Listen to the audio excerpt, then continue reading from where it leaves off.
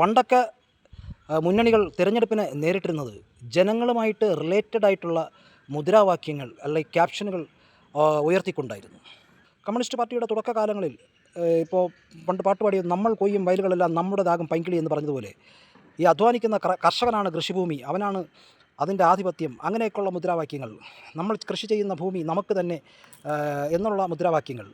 പിന്നെ ഒരു കാലത്ത് കോൺഗ്രസിൻ്റെ മുദ്രാവാക്യം എന്ന് പറയുന്നത് ദാരിദ്ര്യ നിർമ്മാർജ്ജനം, ഗരീബി ഘടാബോ, പിന്നെ പിന്നെ പിന്നെ അങ്ങോട്ട് തൊഴിലല്ലെങ്കിൽ ജയിൽ, വിലക്കയറ്റത്തിനെതിരെ പോരാടാൻ, ഇങ്ങനെയൊക്കെയുള്ള ജനങ്ങളുമായിട്ട് ബന്ധപ്പെടുന്ന പിന്നെ ക്യാപ്ഷനുകൾ, മുദ്രാവാക്യങ്ങൾ ഉയർത്തിക്കൊണ്ടാണ് എല്ലാ മുന്നണികളും തിരഞ്ഞെടുപ്പിനെ നേരിട്ടത്.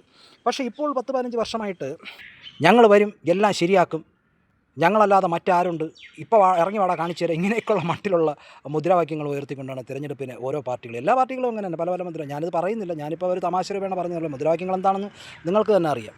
ഇനി ഡോക്ടർമാരും ആശുപത്രിക്കാരും ഒക്കെ ഇടേണ്ട പിന്നെ ക്യാപ്ഷനുകളാണ് രാഷ്ട്രീയ പാർട്ടികൾ അന്നേരം മാറാത്തതെല്ലാം മാറ്റിത്തരും. ഇങ്ങനെയുള്ള ക്യാപ്ഷനുകൾ ഉൾപ്പെടുത്തിക്കൊണ്ടാണ് ഒരു 10-15 വർഷമായിട്ട് മുന്നണികൾ തിരഞ്ഞെടുപ്പിനെ നേരിടുന്നത്. അതായത് നമ്മുടെ ഓരോ ജുവലറിയുടെയും അല്ലെങ്കിൽ തുണിക്കടകളുടെയൊക്കെ പരസ്യത്തിലൊരു ക്യാപ്ഷൻ കാണും. അവരുടെ തുണിയുടെ നിലവാരത്തെക്കുറിച്ചോ വിലയെക്കുറിച്ചുള്ള ക്യാപ്ഷനുകൾ കാണും വലിയ വലിയ ടെക്സ്റ്റൈൽസുകളിലും ജുവലറികളിലൊക്കെ.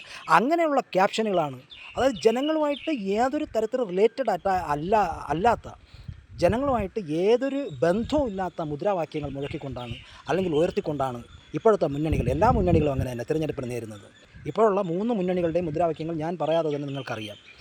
പക്ഷേ ഈ മുദ്രാവാക്യങ്ങളൊന്നും പണ്ടത്തെ പോലെ ജനം വിശ്വസിക്കണമെന്നില്ല. അവരുടേതായ തീരുമാനം എടുത്തിട്ടുണ്ട്. ആ തീരുമാനം ഈ വരുന്ന തെരഞ്ഞെടുപ്പിലെ ഫലത്തിൽ പ്രതിഫലിക്കുക തന്നെ ചെയ്യും.